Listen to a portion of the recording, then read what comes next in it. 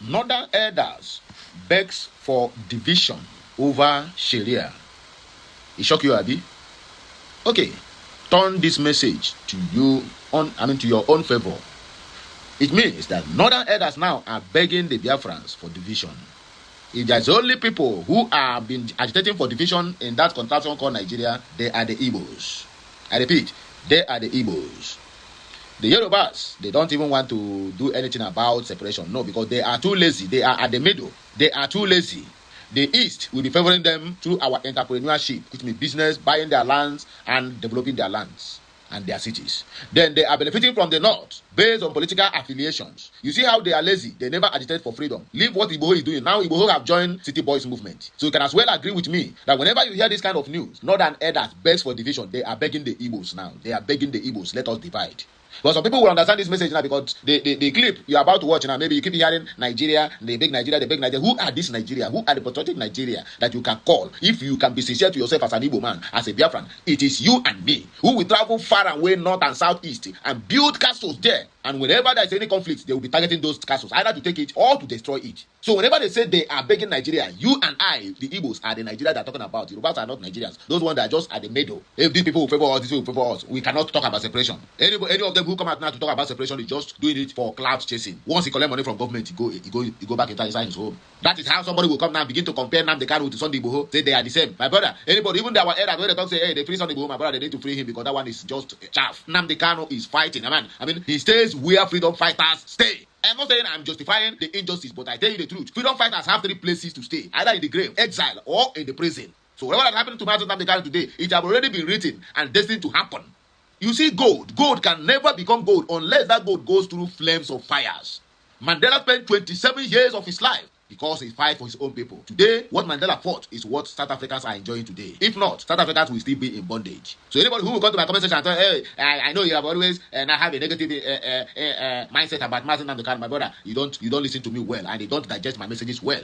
Please let us listen to this clip. And as I watch this clip, just whatever word you hear there, just turn it that Northerners are begging the Igbos for division, not Nigeria. We are the Nigerians they are talking about. That was why they don't want you to go. Any day you separate, say, okay, they said Igbos have separated now. They remain Yorubas with others to join with the Fulanis. Or, my brother, there will be no Nigeria. That name, Nigeria, there will be none. The Fulani Kabas, who have the agenda, will just quickly change the name automatically to whatever they like. So you are the more Nigerian than whoever that is calling you a third-class citizen. Because people who are calling you a third-class citizen never even travel out of their village. Please enjoy the rest of this news. Like, share, comment, and make sure you keep subscribing for more interesting videos. Follow us on all of our social media handles. And my God must surely bless you. Watch. We'll be right back to dissect the comment sections and we'll every other thing. And there's a room for interjection if the need arises. Let us go there.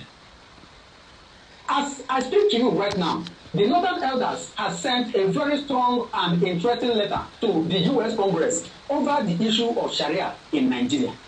Please, I beg you to listen to this news because Kasara is about to burst. You know, whenever I tell you that a letter is strong and interesting, trust me, you know what I mean. And that is exactly the kind of letter that the Northern Elders have sent to U.S. Congress. Now, before we get down into this news, I want to shock you. Ask me how. Okay, just spend 20 seconds. 20 seconds and listen to this video. I want to play for you now. Just 20 seconds, please. Our constitution is not Our constitution is a Sharia constitution. And that is why we have problems today, including the insurgency in the name of Sharia. Keep listening, please. The 1999 constitution is a Sharia constitution. Because I mentioned in one interview, there are up to 73 mentions of Sharia in that constitution. About 28 mentions of Islam in that constitution. About 10 mentions of Muslim in that constitution. There is no mention of Christian or Christianity in that constitution. That means these Christians don't exist in this country. That is the truth. We cannot shy away from it. And the National Assembly members know this. But the problem with this country is that we have cowards in position of power who, even when they know the truth, are unable to speak up and say, gentlemen, this doesn't suit the so-called secularity of the constitution. But Sharia, whether we like it or not, that's what will continue to happen unless it is crushed. Negotiation will not. You see what is happening? You hear it. Hear what this old man is talking. God have mercy. So our lawmakers know about all this. All our stupid, foolish Igbo politicians know about this. And they still went ahead to be dining and whining with these people, knowing fully well that the area where they come from does not even exist in that constitution. Because they said it is a Sharia constitution. Nothing like Christians have been mentioned in Nigeria constitution. I beg, make gonna help me to verify. Not true? Hey! people know, and they keep on stealing and stealing and stealing and stealing with empty promises. And then the ones at the pulpit will keep on telling us to be praying that everything is going to be good. The other day, Turkey addressed Nigeria as a Muslim country. All the whole elders, or rather the foolish elders, as I call them, at the National Assembly could not say anything about it. Everywhere was quiet. Even the mainstream media could not report it. Everybody was quiet. Hey, please continue listening to the news, and I go still hear more, more open eyes. Did you hear that? That Nigerian constitution is not a secular constitution. What does that mean? It simply means that Nigerian constitution does not bond the whole country. That it bonds some people and segregates some people. Oh yes. And the second part he said, which is the most interesting one, he said that Nigerian constitution is a Sharia constitution. No be me talking. I hope you guys had it. You know what? Maybe I will get you the full details of this video in one of my next videos. Oh yes, so that you understand what we are talking about. Because sometimes when we say this, some of you think, I talk about Nigeria out of hatred or whatever. No, but it is a reality. I'll get you the full video of that, interview. Please do well to subscribe. Now to the news that Northern Elders has sent a very strong, letter to the U.S. Congress. Let us go down to this letter and see what they are saying. Please, I beg you to stay with me in this video. Now, the letter says, let me zoom it so you can see it. It says, okay, Northern Nigerian leaders, along with various Islamic groups and officials, have strongly rejected calls to abolish Sharia law in the region, warning that such actions could threaten the unity of Nigeria. Warning that such actions could threaten the unity of Nigeria. This is same people that said that Nigerian unity is sacrosanct. Today, they are telling us that if they try to abolish, Sharia, that Nigerian's unity will be threatened. Now I ask, so there could be anything that could threaten the unity of Nigeria? There could be anything. So at this point, Nigerian's unity is no longer sacrosanct. Holy Jesus, what a country. Now, let us go further. It says, recent intensified discussions regarding the removal of Sharia, often prompted by international and southern Nigerian pressures, have been met with staunch resistance.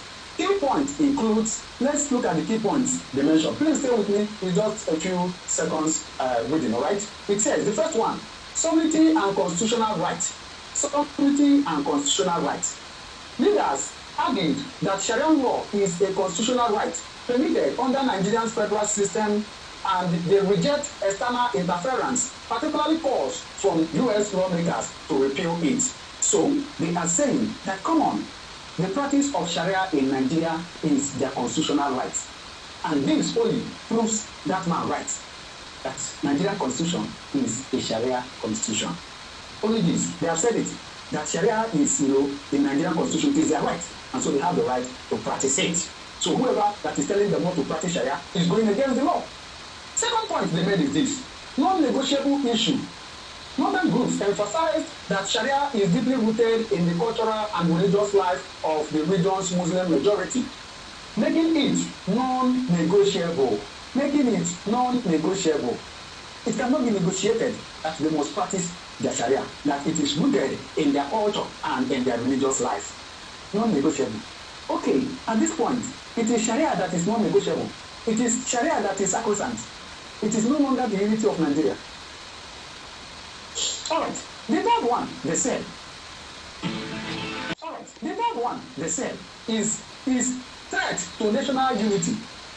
Critics of abolishing Sharia warn that pushing for its removal could lead to the breakup of the country, with some stating that the North could prefer separation to the banning of Sharia, that they would prefer for Nigeria to separate, for Nigeria to break up, instead of stop the practice of Sharia. Did you get that? So you understand what we are talking about. Now, lastly, it says, lastly it says, response to international pressure.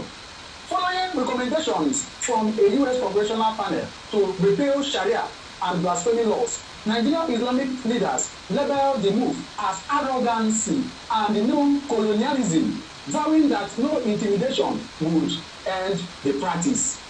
It is what? They said that it is out of arrogancy that made the U.S. Congressional panel to call for the removal of Sharia. What a country. You know, sometimes I listen to all this news and I sit down, I ask myself, does it mean that we don't have people who reason at all in this country? Does it mean that we don't have people who still have the conscience of God to come and speak out? Does it mean that we don't have people who are educated enough or bold enough to come out and talk about all this? Holy Jesus. Anyway, I'm just the analytic guy. Don't blame me. All right. Lastly, it says, while some southern leaders and human rights groups argue that Sharia criminal laws undermines national security and individual rights, northern stakeholders maintain that the system is essential for justice and religious practice. They maintain that the system is essential for justice. So, you hear the message. You hear the message? Who are they preaching to? They are preaching to me and you. Telling the congressmen that out of their arrogance is why they are calling for the repeal of Sharia law and blasphemy laws. It means one thing. What does it mean? That Biafra must come. When you will understand that my assertions supposed to be the same, I mean, it's supposed to align with your own, is when you go to the comment section of this video. Everybody who watch this video understand it the way I do. And I expect you to also understand this video the way I do. Whenever they say they beg Nigerians, there's not anybody who is more Nigerian than an Igbo man, than a Biafran man. So they are begging you automatically, because the ones at the middle who call themselves Southwest are too lazy to be on their own. That was why when any of them come out today to agitate for Udua Nation or Yoruba Nation or whatever, don't give that person complete 6 months or 1 year. It will die like just a wildfire. It will just die down. Because they are too easy to be canvassed with money. Although they come into it because of their own stomach infrastructure. That's the simple truth. Anyway, my people, now here we will take a break. Okay, let me see. Colin said, oh my God, all must hail the United States of Biafra. That's what he said. So you can as well agree with me. And he'll understand the message the same way I do. And Peter Obi seems not to be saying all this. Let him stay away from these people. Otherwise, they are going to buy him. Because they are not going to give a Christian or Chichi the mistake they made with Goodluck Jonathan. They will not repeat that mistake again. Anyway, I think I can